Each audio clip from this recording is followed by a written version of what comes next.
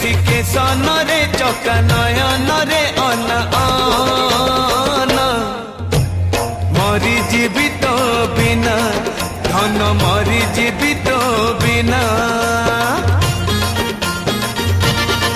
कणा मणि करे बाप बणी करे चका नयन रे अन